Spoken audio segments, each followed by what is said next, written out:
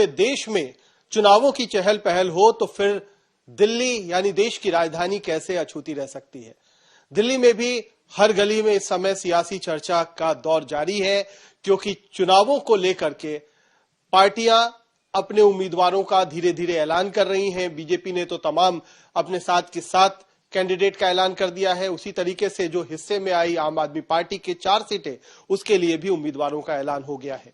कांग्रेस पर नजर है कि उम्मीदवारों का ऐलान हो जाए, लेकिन साथ ही साथ ये भी हम आज अपनी इस चौपाल में जो हमारे सहयोगी हैं, पत्रकार हैं, उनसे हम ये चर्चा करेंगे कि इस समय जो सियासी गणित दिखाई दे रहा है, जो समीकरण दिखाई दे रहे हैं, वो फिर किसकी तरफ जाते हुए दिख रहे हैं। क्योंकि 2 बार चुनावों में 2014 और 2019 में बीजेपी ने बाकी विपक्षी दलों का सुपड़ा साफ कर दिया था, 7-0 स्कोर रहा था। इस बार किस करवट ऊंट बैठने वाला है, इसकी पड़ताल करेंगे। हमारे साथ रामकिंकर सिंह हैं जो बीजेपी पर नजर रखते हैं, कांग्रेस पर नजर रखने वाले सुशांत मेहरा हैं, साथ ही साथ आशुतोष हैं हमारे साथ, आशुतोष मिश्रा, जो कि आम आदमी पार्टी की गतिविधियों पर नजर रखते हैं, और थोड़ी देर में पंकज जैन भी जुड़ेंगे जो दिल्ली सरकार और बाकी आम आदमी पार्टी से जुड़ी खबरों को आपके सामने लेकर के आते हैं।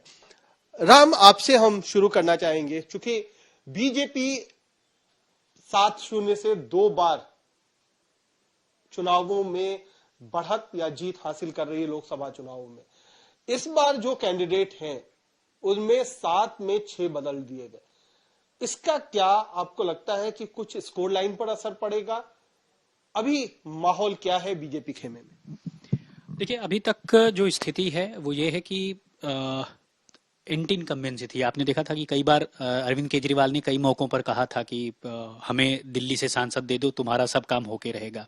तो एक तरह की एंटी इनकम्बेंसी थी, तो इसलिए बदले गए। दूसरा, जो सेलिब्रिटी स्टेटस वाले थे जैसे गौतम गंभीर और हंसराज हंस को, तो देखा गया था कि वो उनका एक मतलब वो नाम के नेता थे, काम के नेता नहीं थे। यानी वो ऐसे नेता थे जिनके पीछे कोई जनाधार नहीं था, वो वोट नहीं ला सकते थे। तो एक रिस्क फैक्टर था, बीजेपी को दिखा कि एक रिस्क फैक्टर है इस चुनाव में, तो इसलिए उन्होंने ऐन वक्त पर इनको बदल डाला। तो और दूसरा, ऐसा मुझे लगता है इस बार की एक लोकलाइज फैक्टर ज्यादा हावी रहा है, क्योंकि जब नाम के नेता नहीं काम के नेता की बात आती है, तब ये होता है कि बूथ में कैसे हो, यानी एक विधानसभा में जितने 8-10 बूथ आते हैं वहां पर ज्यादा वोट कैसे हासिल कर सकें, ये सब कुछ जो है इस कोशिश में बीजेपी दिखाई देती है। जैसा आपने देखा कि दोनों हॉट सीट थी और वहां पर योगेंद्र चंदोलिया को, पूर्व मेयर को उतारा। यानी ये लोग दशकों की राजनीति कर रहे थे, प्रदेश महामंत्री रहे हुए हैं, और काफी ज्यादा दखल है, जातिगत समीकरण, सामाजिक समीकरण हर तरह से फिट बैठते हैं। तो बीजेपी को लगता है कि जो है ये काम करेगा इस बार। और उन्होंने तो कल जब अनाउंस हुआ और हमने बातचीत करी तो उन्होंने तो कहा कि गठबंधन क्या है, वो तो कहीं नहीं दिखता है। बहरहाल मैं नहीं कह रहा, लेकिन अब चुनाव में क्या रिजल्ट होगा ये तो बताएगा कि उनका जो ये कॉन्फिडेंस है वो कैसे और क्यों है। लेकिन एक और चीज कुणाल सर मैं और ऐड करूंगा, वो ये है कि ऐसा लगता है कि जो 20 बरस की दिल्ली बीजेपी की राजनीति है वो करवट ले रही है। और आपने देखा कि कैसे एमसीडी चुनाव में 2022 में जो है सत्ता परिवर्तन हुआ और निगम में आ गया आम आदमी पार्टी, और अब देखिए निगम से निकले नेताओं को एक मौका दिया जा रहा है राष्ट्रीय राजनीति करने का। तो अब इस शो के माध्यम से मैं यही कहूंगा कि क्या 25 को नजर में रखते हुए देख रही है बीजेपी, या फिर ये सोच रही है कि जो निगम के काम हुआ करते थे, क्योंकि 250 वार्ड है और इतना बड़ा क्षेत्रफल है, पूरे देश की सबसे बड़ी एमसीडी क्षेत्र के हिसाब से कही जाती है, तो लगता है कि कई पार्षदों ने तो ये भी कहा कि अब हमारे काम, हमको निगम की बैठकों में बुलाया नहीं जाता, हमारे काम होते नहीं, लेकिन अब हमारे एमपी करवाएंगे। बहरहाल ये उनका ओवर कॉन्फिडेंस हो सकता है, लेकिन मुझे लगता है चुनाव परिणाम का इंतजार करना चाहिए। और ये जरूर है कि बदलती हुई राजनीति है। अभी जब हम और आप बात कर रहे हैं तब एमसीडी के कमिश्नर भी बदल दिए है। देखिए, एक ज्ञानेश शब्द, एक चुनाव आयुक्त ज्ञानेश आते हैं और एक ज्ञानेश भारती का एमसीडी से ट्रांसफर होता है। देखिए, ये बड़ी जो फलसफा है जो बता रहे हैं राम की, बदलाव है। बदलाव अगर टिकट में है तो क्या सिर्फ चेहरा बदल देने भर से सारी एंटी इनकम्बेंसी गायब हो जाती है, सारे पाप धुल जाते हैं। अगर हम आसान सी भाषा में कहें, अगर गलतियां हुई हैं तो क्या उसका खामियाजा भुगतना पड़ेगा जो इस बार लड़ाई लड़ने वाले हैं विरोधी वोटों का होगा। और ये एक तरीके से कांग्रेस और आम आदमी पार्टी, जो कि कई बार मुखर विरोधी रही हैं, और 2013 में तो अरविंद केजरीवाल बिल्कुल पूरी तरीके से एंटी कांग्रेस प्लैंक पर जीत करके आए थे, तब शीला दीक्षित मुख्यमंत्री हुआ करती थी। तो अब जो स्थितियां हैं और तब जो स्थितियां थी उसमें जमीन आसमान का फर्क आ चुका है। सुशांत, जरा माइक हमारा उठाइए और ये बताइए कि ये जो कांग्रेस में अंदर खाने आम आदमी पार्टी के गठबंधन को लेकर के 3 सीट मिली उन्हें, क्या उन्हें लगता है कि ये सही उन्हें डील मिली? और डील तो जो मिली सो मिली, उसके बाद अभी तक कैंडिडेट अनाउंस नहीं कर पाए हैं। बीजेपी ने अनाउंस कर दिया, आम आदमी पार्टी ने अनाउंस कर दिया, कांग्रेस थोड़ा धीमे चल रही है। क्या ये एक तरीके से निगेटिव फैक्टर होगा जब चुनाव में बाकी पार्टियां जल्दी अपना चेहरा डिसाइड कर लेती हैं, लेकिन कांग्रेस उस मामले में कछुआ की चाल से चलती है? यानी अभी जब हम रिकॉर्डिंग कर रहे हैं तब कैंडिडेट अनाउंस नहीं हुए हैं। हाँ, बिल्कुल बिल्कुल, मतलब लेट हो चुका है। तो एक चीज तो है कि वो कहा जाता है ना कि रस्सी जल जाती है मगर बल नहीं जाता है। और जहां तक बात कर रहे हैं सुशांत की, महिला उम्मीदवारों को लेकर के मंथन चल रहा है। एक ऐसा राज्य जहां पर 15 साल महिला मुख्यमंत्री एक पार्टी ने दिया हो, वहां कैंडिडेट महिला नहीं मिल रही है, ये भी अपने आप में एक बड़ी विडंबना है कि इस तरीके की स्थितियां भी पैदा हो जाती हैं। शीला दीक्षित जिस राज्य को 15 साल तक अपने दम पर जीतती रही, वहां पर आज उस पार्टी के पास एक बहुत मजबूत महिला चेहरा नहीं है। लेकिन ये सारी चीजें क्या काम करती हैं? क्या महिला चेहरा उतारने के पीछे ये सोच है कि महिला वोटर मिलेगा, या फिर एक नेचुरल चॉइस था? चाहे वो बांसुरी स्वराज की बात करें या कमलजीत सहरावत की बात की जाए, दोनों पार्टी में अलग अलग तरीके से दोनों का कद बढ़ा है। बांसुरी स्वराज चूंकि सुषमा स्वराज की बेटी हैं, वो आई ज्वाइन की, उन्हें टिकट मिल गया। कमलजीत सहरावत, जहां तक मुझे याद है कि 2008 में पहली बार विधानसभा चुनाव लड़ी थी और वहां हार गई थी। उसके बाद वो काउंसलर बनी। 2000 पिछली बार जब चुनाव हुआ था 2000 मुझे याद है जहां तक 15 में, और फिर 2022 में, तो दोनों बार में वो काउंसलर बनी। तो ये जो चर्निंग का प्रोसेस है, तो ये क्या सिर्फ महिला चेहरा देने के लिए इन दोनों का चुनाव हुआ है, या इसके पीछे कुछ और भी कहानी? देखिए, ये इसका जवाब सीधा तौर पर दिल्ली की राजनीति से ही निकलता है। अगर आप पिछले दिनों की बात करेंगे तो 1000 बजट में आम आदमी पार्टी ने 1000 रुपए देने की बात कही महिलाओं को, एक बड़ा मास्टर स्ट्रोक। और नारी शक्ति वंदन जो बिल था वो भी पास कर दिया गया, और 33% आरक्षण की भी बात कही गई।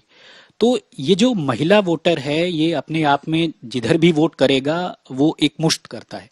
तो एक तो वो, दूसरा ये कि जहां पर एक तरफ मीनाक्षी लेखी को लेकर के लगातार नाराजगी बढ़ती जा रही थी, और बांसुरी स्वराज एक नया चेहरा थी, वो अपील करती हैं अपनी बातचीत से, जब भी वो स्पीच करती हैं तो लोगों को लगता है कि ये सुषमा स्वराज ही बोल रही हैं। लोग उनकी आज ऐसा लगता है, मैंने नहीं उनका भाषण बहुत ज्यादा सुना है, लेकिन आप अगर सुषमा स्वराज से बांसुरी स्वराज को कंपेयर कर रहे हैं तो ये एक बहुत बड़ा कंपैरिजन। क्या ऐसा वाकई है कि सुषमा स्वराज की झलकी बांसुरी स्वराज में मिलती है? चेहरे से तो हाँ उनके जैसी दिखती हैं, लेकिन बातचीत में और पब्लिक जब वो स्पीकर के तौर पर सामने आती हैं तो क्या वाकई उनमें वो झलक दिखती है? क्योंकि ये मैं अभी मुझे लगता है कि क्या टू अर्ली। हाँ, बिल्कुल।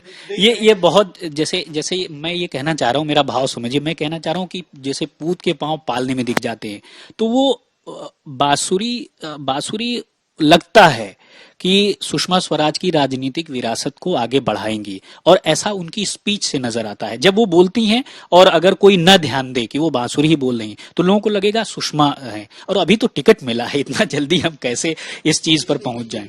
चलिए ये इनका सोचना हो सकता है कि ओपिनियन के तौर पर ठीक है, लेकिन जानकारी के रूप में फैक्चुअली पूरी तरह इनकरेक्ट है। हाँ, चलिए उस पे हम आएंगे जो है, लेकिन चूंकि इससे हम फिर भटक जाएंगे इशू से। जो हम बात कर रहे थे कि महिलाओं को लेकर के दो है, एक तो मोदी जी की पॉपुलैरिटी और एक अरविंद केजरीवाल की पॉपुलैरिटी। बतौर बीजेपी कवर करने वाले रिपोर्टर, आपको क्या लगता है कि बीजेपी में जो अरविंद केजरीवाल की पॉपुलैरिटी है महिलाओं को लेकर के, उसको लेकर के थोड़ा नर्वसनेस है, थोड़ा पैनिक होता है कि हाँ ये जो जितना दे दिया है अरविंद केजरीवाल ने, उसके बाद तो महिलाओं का कम है चांस कि बीजेपी की तरफ रुख करें। देखिए, राजनीति में बहुत सारी बातें जो है, जो अंदर होता है वो बाहर नहीं लाना है, क्योंकि जैसे ही जुबान पे लाएंगे उसका नेगेटिव असर कुछ दिखाई दे सकता है। जब से ये स्कीम लॉन्च हुई है तब से बहुत सुगबुगाहट है, बहुत तेज है, और नाम नहीं लूंगा, कई नेताओं ने तो ये कहा कि भैया 25 में भी नहीं आएंगे हम, बीजेपी के लोगों ने। तो मतलब चर्चा हो रही है। चर्चा नहीं, बहुत अंदर खाने जबरदस्त चर्चा है कि इसके जरिए वो तो महिला वोटर्स का सीधा वोट अपने खाते में कर लेंगे। और जैसा खुद केजरीवाल ने उसी दिन आंकड़ा दिया था, जो मुझे याद आता, 76 लाख या कितने महिला वोटर्स हैं टोटल, 67 लाख। तो एक तरह से वो तो वोट इंटैक्ट हो गया अगर ऐसा हुआ। लेकिन बहुत से लोग ये कहते हैं कि अगर एक लाइन में जोड़ रहा हूं, बहुत से लोग ये भी कहते हैं कि अगर जैसे यही कोई उत्तर प्रदेश में स्कीम होती तो वो 1000 रुपए के बहुत मायने होते। दिल्ली में इस 1000 रुपए के मायने बहुत कम है। और जैसा सुशांत कह रहे थे कि उन महिलाओं, वो महिलाएं जो वो 1000 रुपए लेंगी, उनकी संख्या भी बहुत ही कम है। दिल्ली में बताते हैं, दिल्ली में ना एक चम्मच भी आप फ्री में बेचिएगा ना तो उस दुकान के बाहर लाइन लग जाती है, इसलिए 1000 रुपए का फ्री तो दिल्ली वालों को बहुत जल्दी चाहिए होता है। नहीं, अंदाजा हो गया था और कुछ जानकारियां मिल जाती हैं। कई बार आपको ये भी पता होता है कि उम्मीदवार कौन होंगे, कई बार आपको ये पता होता है कि सरकार अपने बजट में क्या करने वाली है, तो अंदाजा हो गया था। और एक रात पहले ही ये पता चल गया था कि कल जो खबर है वो बदल जाएगी पूरी तरह से। उसके दो रूप थे, एक था रामराज की अवधारणा पर बजट पेश किया और साथ ही महिलाओं के लिए। तो जाहिर सी बात है कि ये जो खबर थी वो आम आदमी पार्टी और अरविंद केजरीवाल के लिए न सिर्फ 2024 के लिहाज से महत्वपूर्ण है, बल्कि जो आगामी चुनाव आएगा विधानसभा का, जी, उसके लिहाज से भी डबल हो जाती है। आप देखिए कि जब हम बात कर रहे थे आतिशी से बजट के अगले दिन, तो उन्होंने ये खबर एक दिन पहले नहीं दी, ना ही बजट में बताया कि ये कब आएगी। लेकिन अगले दिन जब इंटरव्यू किया तो उन्होंने सभी मीडिया से बातचीत करते हुए ये कहा कि सितंबर में ये योजना लागू हो जाएगी और बैंक अकाउंट में पैसे आने लगेंगे। तो इसका अर्थ ये हुआ कि वो चाहते थे कि अगले दिन इसका एक दूसरा फेज आए खबर का और लोगों के बीच में ये जानकारी जाए कि फिलहाल बजट जो है, हाँ बिल्कुल, बजट जो है वो अभी पास हुआ है लोकसभा चुनाव के बाद, क्योंकि आचार संहिता लग जाएगी, उसके बाद कैबिनेट की मीटिंग होगी जून या जुलाई के महीने में, और उसके बाद फिर अगले चुनाव से पहले आपको ये मिलेगा। तो जाहिर है यहाँ पे दो चुनाव के बीच में दिल्ली वालों को इंतजार करना होगा। इसका मकसद, जी, आप भूल जाइए कि आप आम आदमी पार्टी कवर करने वाला, जी, आप तो दिल्ली के पब्लिक के बीच में भी जाते हैं। जी, जी, ये बताइए कि महिलाओं के बीच में ये जो केजरीवाल साहब देते हैं बहुत सारे फायदे, उसकी चर्चा ज्यादा होती है या मोदी साहब की? मोदी साहब की फैन फॉलोइंग बहुत ज्यादा है, तो क्या चर्चा आपको? दोनों की ही फैन फॉलोइंग पे कोई सवाल नहीं खड़े कर सकता है दिल्ली में। महिलाओं के बीच में, महिलाओं की ही मैं बात कर रहा हूं आपको। और मैं आपको ये भी बता दूं कि खास तौर से दिल्ली में जो योजनाएं हैं, महिलाएं उसका फायदा उठाती हैं। जो भी वोट बैंक है, मुझे ये लगता है कि वो बहुत समझदार है। जब भी आप चर्चा करेंगे, आप किसी भी विधानसभा क्षेत्र में चले जाइए दिल्ली की, आप जब भी किसी वोटर से बातचीत करेंगे या आमतौर पर किसी से बातचीत करेंगे, कुछ दिन पहले मैं लोकनायक जयप्रकाश अस्पताल के बाहर गया, एलएनजेपी हॉस्पिटल के बाहर, वहां पे काफी महिलाएं वहां बैठी हुई थी। अचानक उनसे बातचीत होने लगी तो उन्होंने कहा कि हम तो रोज बस में निकलते हैं, अपने काम के लिए आते हैं, हमारे हजारों रुपए बच जाते हैं। हजारों से कहने का मतलब उनका यह था, अगर महीने में वो बहुत ज्यादा सफर भी करती हैं बसों में, तो जाहिर सी बात है 1000 रुपए भी अगर महीने का बचता होगा उनके लिए बड़ी बात है। दूसरी अहम बात यहाँ पर यह भी है कि महिलाओं को ये लगता है कि ये उनके लिए मुफ्त नहीं है। अभी तक जो महिलाएं घर से बाहर निकलने से डर रही थी, उन्हें लगता है कि हम कुछ मुफ्त मिल गया है तो कर लेंगे। इस बात को लेकर उन्हें बहुत क्लैरिटी है कि ये फैसला किस सरकार ने लिया है, किस नेता ने लिया है और हमें वोट किसे करना है। बहुत ही अच्छी बात दिल्ली के वोटर्स और महिलाओं में ये नजर आती है कि वो बहुत स्पष्ट हैं लोकसभा चुनाव, विधानसभा चुनाव को लेकर। और यही डर मुझे लगता है कि दोनों राजनीतिक, हाँ, देखिए इस रणनीति के केंद्र में सिर्फ और सिर्फ बीजेपी ही है और लोकसभा चुनाव हैं। जब पिछली बार शाहीन बाग में प्रोटेस्ट हो रहे थे तो उस वक्त विधानसभा का चुनाव था और आम आदमी पार्टी ये नहीं चाहती थी कि जो वोट है वो शिफ्ट हो किसी भी तरफ। तो सबसे बड़ी रणनीति यही कि लोकसभा चुनाव में चाहे 2014 हो या 19 हो, आम आदमी पार्टी को वोट नहीं मिला, ये सच है। और वो इसीलिए चाहते हैं कि वोट उनकी तरफ आकर्षित हो और इसलिए बीजेपी और मोदी सरकार पर वो लगातार अटैक करना चाहते हैं ताकि ये मैसेज जाए कि आम आदमी पार्टी वर्सेस बीजेपी का ही ये चुनाव है। ये सिर्फ और सिर्फ चुनाव के लिए है। मैं आपको ये भी बताना चाहूंगा कि आप यही मदद तो नहीं कर रहे हैं बीजेपी की। नहीं, मदद इसमें क्या करना है, मदद पोलराइज हो गया ना, नहीं वो लोग कहते हैं कि बीजेपी की मदद। आप ये देखिए कि आज अरविंद केजरीवाल जो प्रदर्शन उनके आवास के बाहर चल रहा था, ऐसा लग नहीं रहा था कि इसे लेकर भी वो कुछ प्रतिक्रिया देंगे, लेकिन उन्होंने उस प्रदर्शन को लेकर भी सवाल खड़े कर दिए। उन्होंने एक एक करके सोशल मीडिया पर वो बयान जारी किए हैं वीडियो के, जो मीडिया के लोगों को दे रहे हैं प्रदर्शनकारी, और सवाल खड़े कर रहे हैं कि देखिए ये खुद बता रहे हैं कि ये पाकिस्तानी है। तो यहाँ पे वो ये बताने की कोशिश कर रहे हैं कि ये मुद्दा सिर्फ उन लोगों का नहीं है जो अल्पसंख्यक होकर दिल्ली में अपने आप को रहने के लिए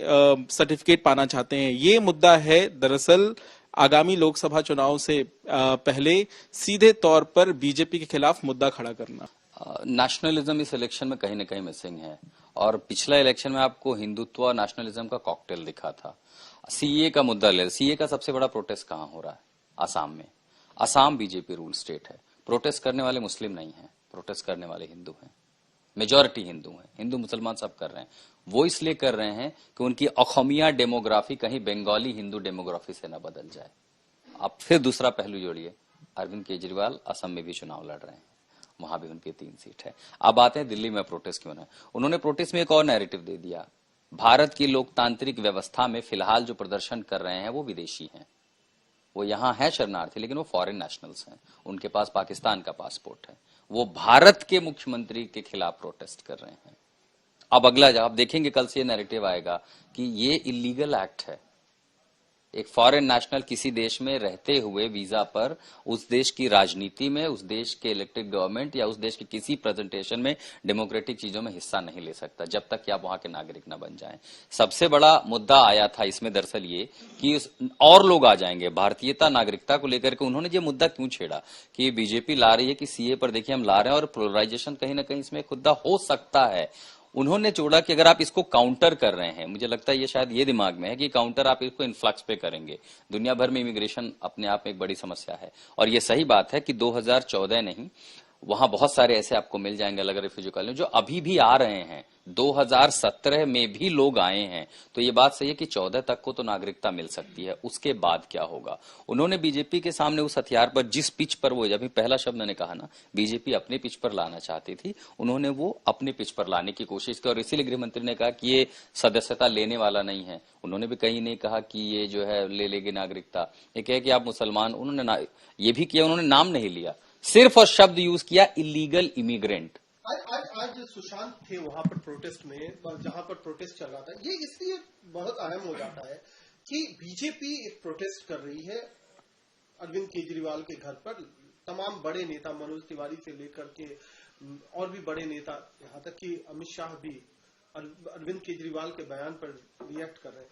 ये कहीं ना कहीं ये उम्मीद नहीं कर रही होगी शायद बीजेपी। ये क्या है, क्या चल रहा है इस समय, इसको लेकर के लोगों के बीच में क्या कुछ प्रतिक्रिया?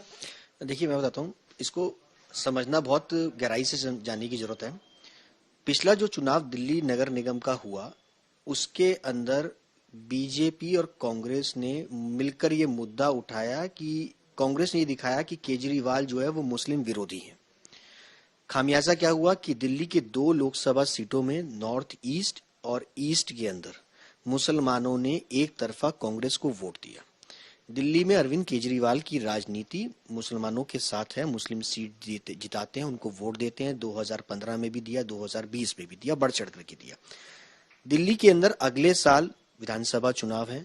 अगर मुसलमान बीजेपी आम आदमी पार्टी के साथ वोट न देकर के कांग्रेस के खाते में चले जाएंगे तो आम आदमी पार्टी को बड़ा नुकसान होगा। यही वजह है कि सीएए को लेकर के सबसे ज्यादा अगर कोई तबका परेशान है तो वो मुस्लिम समुदाय के लोग हैं। उनको ये दिखाने की कोशिश कि मुस्लिम समुदाय के साथ अरविंद केजरीवाल खड़े हैं। यही वजह है कि सीएए को लेकर के जब जब अमित शाह या केंद्र सरकार कुछ बयान देती है तो उस पर पलटवार अरविंद केजरीवाल करते हुए नजर आ रहे हैं। सीधे तौर पर वोट बैंक की राजनीति है। कांग्रेस के साथ गठबंधन करना भी 2025 की रणनीति है कि अगर कांग्रेस के साथ गठबंधन कर लिया तो अरविंद केजरीवाल की छवि जो पिछले लंबे वक्त से ये नजर आ रही थी कि वो मोदी बीजेपी की बी टीम के रूप में काम कर रही है। कांग्रेस लगातार उन पर हमला करती थी कि मोदी की बी टीम के रूप में काम कर रहे हैं, मंदिर जा रहे हैं, तो मुसलमानों ने एक तरफा वोट देकर के कांग्रेस को दे दिया। अब यही वजह है कि वो अपनी छवि जो है वो 2025 के लिए तैयार कर रहे हैं कि वो मोदी के अगेंस्ट हैं, इसलिए वो अपने लोकसभा चुनावों में कांग्रेस के साथ मिलकर के मोदी के अगेंस्ट चुनाव लड़ रहे हैं। सीए के मुद्दे पर वो विरोध कर रहे हैं ताकि 25 में उनकी पिच जो है वो तैयार की जा सके। मकसद सिर्फ यही है। आज अमित शाह ने साफ तौर पर कहा कि जो बांग्लादेशियों घुसपैठी जो है रोहिंग्यास हैं, उनके ऊपर कई सारे मामले दर्ज हैं। क्यों नहीं अरविंद केजरीवाल उनके बारे में बोल रहे, क्योंकि आए दिन दिल्ली के अंदर चाहे वो जहांगीरपुरी का हिंसा हो, उसमें भी कई सारे नाम आए थे कि भैया रोहिंग्यास हैं और बांग्लादेशी हैं जिन्होंने इस तरीके की हरकत की है। उस पर मुख्यमंत्री अरविंद केजरीवाल सामने आकर के बयानबाजी नहीं देते। जो अब शरणार्थी आ रहे हैं, जबकि आ चुके हैं, उनको नागरिकता बीजेपी दे रही है, बीजेपी का ये कहना है। तो उस पर क्यों सवाल खड़ा कर रहे हैं? ये कहीं ना कहीं 2025 की तैयारी है मुस्लिम वोटों को अपनी तरफ खींचने की।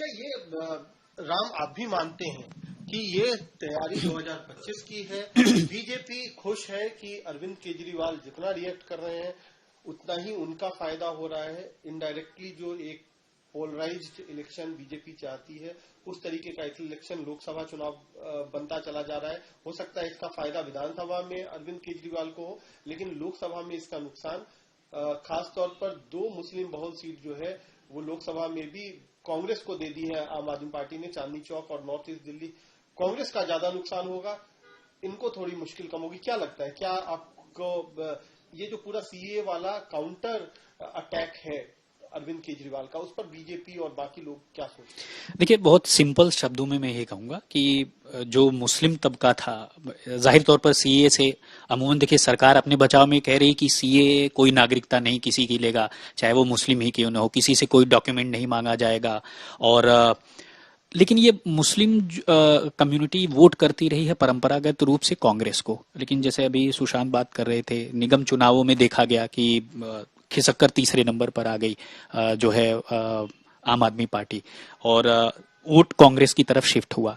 और जैसा अभी थोड़ी देर पहले हम चर्चा कर रहे थे कि जब सीए हो रहा था और उसी समय विधानसभा चुनाव था, जैसे पंकज ने कहा, तो अरविंद केजरीवाल ने भी कुछ नहीं बोला। यानी उस समय बोलने की जरूरत नहीं थी तो नहीं बोला। आज बोलने की जरूरत है। आज ये बताना है कि हम आपका ध्यान रखते हैं, आपके बारे में सोचते हैं। इसीलिए उन्होंने, मुझे लगता है, एक कह सकते हैं कि एक मास्टर स्ट्रोक, एक कार्ड खेल दिया कि अब उलझे रहो, बात करो, और लेकिन हम बताएंगे कि हम जो है तुम्हारा ख्याल रखते हैं, तुम्हारा ध्यान देते हैं। गुजरात चुनाव से पहले आपको याद होगा कि गुजरात चुनाव से पहले जो करेंसी है उस पर लक्ष्मी गणेश की फोटो, आप सोचिए, तो जाहिर सी बात है सब वोट बैंक के लिए ही है। दूसरा ये बीजेपी चाहती है कहीं ना कहीं इस पूरे मैटर पर बैकफायर जो है अरविंद केजरीवाल पर हो जाए, और तभी वो रोहिंग्या वाले मुद्दों पर लगातार बयानबाजी दे रहे हैं। आज बांग्लादेशियों का जो रोहिंग्या से उन्होंने प्रोटेस्ट किया उसका वो समर्थन भी कर रहे हैं। एक बात इस पे जोड़ दूं, आज आपने देखा होगा अरविंद केजरीवाल ने जो प्रेस कॉन्फ्रेंस की, कल तक वो नहीं कह रहे थे रोहिंग्या के मुद्दे पर, लेकिन आज उन्होंने घेराव किया है केंद्र सरकार का। उन्होंने ये भी कहा कि केंद्र सरकार ही जिम्मेदार है रोहिंग्याओं को देश में और दिल्ली में लाने के लिए। तो आज उन्होंने इस बात को लेकर कहीं ना कहीं आपत्ति जताई है। तो आप जितनी बातें बीजेपी कह रही है, एक एक बात का जवाब अरविंद केजरीवाल अपनी प्रेस कॉन्फ्रेंस में दे रहे हैं। क्या ये राम, इस पे अब मैं कंक्लूड करना चाहूंगा, क्या ये लगता है क्या कि बीजेपी सीए को एक अलग डायरेक्शन में ले जाना चाह रही थी? अरविंद केजरीवाल ने उस डायरेक्शन पर एक रीथिंक करने के लिए कि स्ट्रेटेजी, री-स्ट्रेटेजाइज जो अनएक्सपेक्टेड है। कई बार हम करते हैं ना कि हम एक्सपेक्ट करते हैं कि एक पेस बॉलर बॉल डालेगा, आ जाता है सामने स्पिनर, तो फिर वो गेंद अपनी रणनीति बदलनी पड़ती है। क्या अब बीजेपी को लग रहा है क्या कि अब केजरीवाल थोड़ा अलग किस्म से खेल रहे हैं? बस एक छोटी सी बात, क्योंकि गरीबी, रोजगार, घर देना, अपने लोगों को नहीं देना, बाहर से बुला के किसी और को देना, जाहिर है ये बहुत बड़ा मुद्दा है भारत में लोगों के लिए। तो इसको कहीं ना कहीं नस को पकड़ा है अरविंद केजरीवाल। देखिए ये जो मुझे लगता है ये एक चुनावी ट्विस्ट है, इस पूरे सीएए में एक चुनावी ट्विस्ट है। अब इसको अगर जर्नलिस्टिक फॉर्म में अगर आप देखिए तो सीएए क्या है? नागरिकता कानून है। 31 दिसंबर 2014 से पहले जो भी अल्पसंख्यक आएगा उसको नागरिकता दे दी जाएगी। अब केंद्र ने कानून बना दिया, अब उसको इम्प्लीमेंट करने का, अभी एक तो कहीं नहीं लिखा है कि उसको इम्प्लीमेंट कर, केंद्र जो कानून बनेगा उसको तो इम्प्लीमेंट करना ही करना पड़ेगा। अब राज्य मना कर रहे हैं तो मना करें, लेकिन उनको ऐसा मना करने का कोई अधिकार नहीं है। अब नेचुरलाइजेशन, अगर नेचुरल प्रोसेस में क्या होता है, अब तक कोई भी यूएन चार्टर से तो भारत बधा नहीं है। अब कोई शरणार्थी आता है, 10 साल रहता है, उसके बाद वो नागरिकता जब अप्लाई करता है, पुलिस वेरिफिकेशन होती है, तब व्यक्तिगत रूप में सोचा जाता है अच्छा राम किंकर हैं तो इनको देना है या नहीं देना है, चलो इसके बारे में सोचते हैं। अब उसी का एक प्रोसेस बना लिया कि ये प्रोफार्मा रहेगा, कोई डॉक्यूमेंट नहीं, ये चीजें आप बनाइए, और बाकायदा पोस्टल अधिकारी होंगे जो है, और रेलवे के अधिकारी होंगे, कमिटीज होंगी, वो नागरिकता देने का काम करेंगी। ये कहीं नहीं उसमें। अच्छा, दूसरा ये है, मैं ये नहीं कह रहा, मैं जस्टिफाई नहीं कर रहा, वो तो सुप्रीम कोर्ट में 4-4 याचिकाएं लग गई हैं। वो सुप्रीम कोर्ट ये कितना ये असंवैधानिक है, संवैधानिक है, वो तो वहां तौला जाएगा, तब पता लगेगा कि क्या कमी है, क्या दिक्कत है। तारीख होगी ना, अभी चुनाव की तारीख आ जाएगी और खेल यही है, चुनाव की तारीख है। और जब होता है ना कि मौसम अगर बदलने लगे तो समझ लीजिए कि कहीं ना कहीं चुनाव पास आने वाले हैं। सीए में एक ट्रिक है कुणाल, और बहुत जरूरी ट्रिक है। ये सही बात है, नागरिकता हो या इमिग्रेशन हो, जैसे भी कहा कि घुसपैठिए आ रहे हैं, आ कहां से रहे हैं, बॉर्डर से आ रहे हैं, बॉर्डर किसके कंट्रोल में है, वो भी पॉलिटिकल इश्यू बन जाएगा। अब केजरीवाल ने कहा इलीगल, उन्होंने शब्द ही नहीं यूज किया हिंदू मुसलमान सिख ईसाई। बीजेपी को ले आप रोहिंग्या, आपको हिंदू और सिख ईसाई बोलना पड़ रहा है, उन्होंने सिंपल वर्ड किया illegal immigrant, which includes Rohingya, which includes all the foreign Nations. ये हो गया सबसे बड़ी बात है। मान लीजिए नागरिकता मिल भी जाते, आप बसा देंगे, उनको कहां बसाएंगे? जिस राज्य में वो वहीं पर बसाएंगे, उन राज्यों के पास अपना, अगर उन्होंने थ्रेट बताया, मैं वो टेक्निकल है, आपका इशू टेक्निकल है, लेकिन ये टेक्निकल हमारा ना तो चौपाल है ना तो हम बात कर रहे हैं, ये इसके राजनीतिक कितना किसको फायदा होगा और कौन किस तरीके से फायदा ले जाए, वो होता है ना ट्विस्ट कौन सा दे दे कि इस कहानी में कहीं ट्विस्ट है। हाँ, तो ये तो बिल्कुल हाँ। ये चुनाव से पहले आप कहां बेरोजगारी महंगाई की बात कर रहे हैं, आप सीएए की बात कर रहे हैं। तो एक तरह से बीजेपी ने एक सियासी स्पेस ले लिया, मीडिया स्पेस ले लिया, और कन्वर्सेशन का जो ट्रेंड है वो पूरी तरह से बदल दिया, शिफ्ट कर। आम लोग बहुत अच्छे से समझते हैं सब कुछ, चाहे फ्लाईओवर का उद्घाटन हो रहा हो, चाहे आप लोग महिलाओं को मुफ्त योजनाएं दे रहे हो, चाहे आप गारंटी दे रहे हो, और चाहे आप किसी नए कानून को लागू कर रहे हो। मुझे लगता है कि जनता को सब पता है कि ये चुनाव की वजह से हो रहा है। बस बात यही है कि कौन सी पार्टी है जो वोटर को अपने पक्ष में कर पाएगा। तो जनता तो जनार्दन होती है, वो सब जानती है, वो तो रिजल्ट के बाद साफ हो जाएगा कि क्या है कैसे। कुछ बोल रहे हैं, इसमें कौन लगी है, कौन किसकी पिच पे खेलेगा? बीजेपी की पिच पे केजरीवाल खेलेंगे या केजरीवाल बीजेपी की पिच पे? अच्छा, एक बात बड़ी रोचक आई कि अभी चूंकि मैं समापन कर रहा हूं, कंक्लूड कर रहा हूं, तो इसमें कहा गया कि सीए एक शगुफा है, चुनावी शगुफा है, निश्चित तौर पर माना गया, सबने माना। फिर कहा गया नहीं, वो तो ठीक है, वो सारी बातें, लेकिन टाइमिंग को लेकर के फिर कहा गया कि इससे हम बात नहीं कर रहे, हम सीए पे बात कर रहे हैं, महंगाई बेरोजगारी पर बात नहीं कर रहे। लेकिन अरविंद केजरीवाल ने इसको बहुत चालाकी से बेरोजगारी से भी जोड़ दिया कि किस तरीके से। तो यही है कि कैसे आपका एक ऐसा मुद्दा जो आपका पोलराइजेशन का मुद्दा था, उसको कैसे अपने पिच पर लाके खिलाया जाए। ये अरविंद केजरीवाल ने इसका एक उदाहरण पेश किया। उसका नुकसान होगा, फायदा होगा, ये तो चुनाव में पता चलेगा कि उसका फायदा भी हो सकता है, नुकसान भी हो सकता है, लेकिन निश्चित तौर पर ये एक, हम जो कहते हैं कि एक अलग जो काउंटर नैरेटिव है सीए को लेकर के, वो डाल दिया है। लोगों के जहन में तो आएगा कि देखिए वो तो आ जाएंगे, नौकरी किसकी खाएंगे, जगह किसकी लेंगे, ये सारी बातें लोग सोचेंगे। और ये पूरा जो माहौल है दिल्ली का, इसी तरीके से सियासी विश्लेषणों के साथ हम चुनाव के बीच में आपसे जुड़ते रहेंगे और अपने तमाम सहयोगियों के साथ, जिसमें आशुतोष, सुशांत, रामकिंकर और पंकज हैं शामिल, उनके साथ ये समझने की कोशिश करते रहेंगे कि दिल्ली में हलचल किधर चल रही है, हवा किस रुख से बढ़ रहा है, कितना तेज बह रहा है, किसकी तरफ इस बार जाकर के चुनावी नैया किस किनारे जाके खड़ी होने वाली है। तो आप हमारे साथ जुड़े रहिएगा, हम आपको लगातार इसी तरीके से अपने सहयोगियों के साथ बहस के जरिए बताते रहेंगे दिल्ली के दिमाग में इस वक्त क्या चल रहा है।